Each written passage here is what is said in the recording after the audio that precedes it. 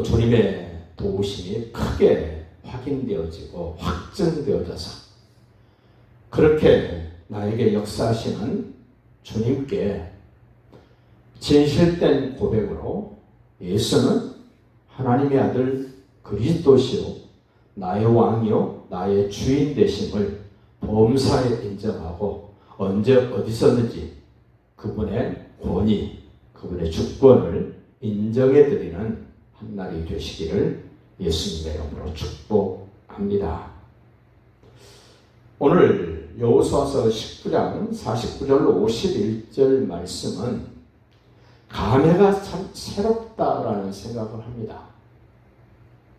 창세기 12장에서부터 하나님이 믿음의 조상으로 부르신 아브라함에게 약속하셨던 그 땅,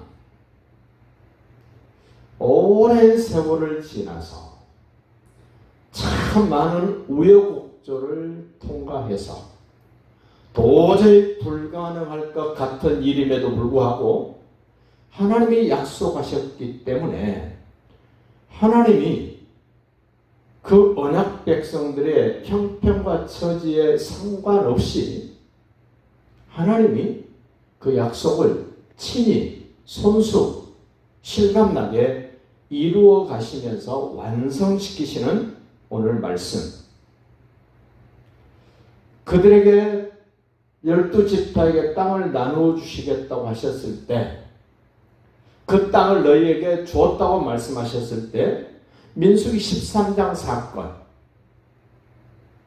하나님과 모세는 가나안 땅 정탐하지 않고 그냥 가도 된다라고 얘기했는데 12지파 대표들이 모여서 우리가 가서 보고 오면 더 확실하게 우리가 정복할 수 있고 더 분명하게 우리가 저 땅을 차지할 수 있으니 가서 좀 정탐하고 오도록 허락해 주십시오 했을 때 하나님이나 모세는 마지 못해서 그럼 그렇게 한번 해봐라 이런 거예요.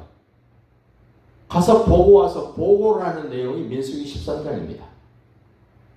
정말로 젖과 꿀이 흐르는 땅이 맞기는 맞는데 그 땅에 지금 터를 잡고 사는 족속들은 우리보다 키가 장대같이 크고 그들은 철병거를 가졌고 그들은 대단한 사람입니다. 우리 거기 들어가면 우리 가족들은 다 그들에게 죽을 것이고 우리는 망합니다. 우리 가면 안 됩니다. 라고 그 현장만 보고 불평하며 원망했던 이스라엘의 10지파 대표들.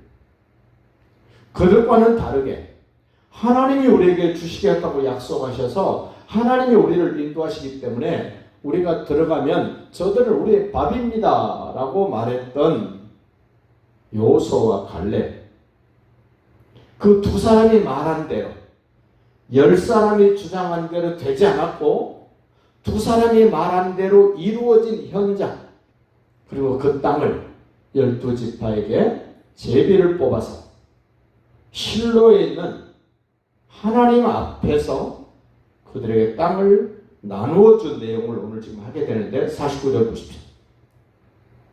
이스라엘 자손이 그들의 경계를 따라서 기업의 땅 나누기를 마쳤다. 앞의 내용들을 생각해 보십시오.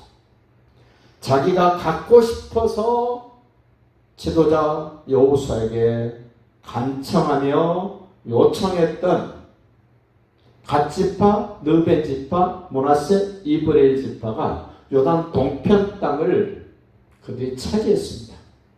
그리고 가나안 땅에 들어가서 요단강을 건너 서쪽 편에 가나안 땅에 들어가서 요셉 지파와 유다 지파가 땅을 먼저 차지했고 나머지 7지파는 가만히 망설이고 머뭇거리고 있을 때 7지파에게 3사람씩 대표를 뽑아서 너희들이 발로 밟고 그 땅의 모양을 형편을 그려가지고 와라 해서 이제 베냐민 지파, 스불론 지파, 이사가 지파, 납달리 지파, 다 땅을 나누어주고 이제 결론을 내는 장면이 오늘 49절입니다.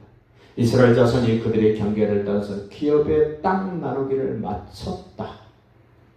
갖고 싶지 않은 마음도 가졌던 지파일지라도 하나님은 말씀대로 나누어줬습니다. 적극적으로 갖고 싶은 사람들도 땅을 나눠줬습니다. 유다 지파는 자기들의 숫자에 비해서 너무 큰 땅을 차지했을 때 하나님은 여호수아는 제비를 뽑아서 또 땅을 다른 지파에게 나누어주기도 합니다. 자기들 땅을 다 차지하고 났더니 자기들 중에서 눈의 아들 여호수아에게 기업을 주었으니 자기들이 땅 나누어 가진 것 중에서 일부를 눈의 아들 여호수아에게 기업으로 주었다. 여호수아는 에브라임 지파 눈의 아들 호세아 이렇게 표현을 했습니다. 자, 50절 곧 여호와의 명령대로 여호수아가 요구한 성읍 에브라임 산지 딥낫 세라를 주었다. 여호와의 명령대로 여호수아가 요구해서 그들이 여호수아에게 에브라임 산지 딥낫을 주었다. 하나님의 말씀대로 일이 진행될 때 우리는 안심해야 됩니다. 지도자가 요구할 때 그 지시를 받아들이면 안전합니다. 근데 지금 우리가 살고 있는 세상 형태는 지금 거꾸로 가고 있지 않습니까?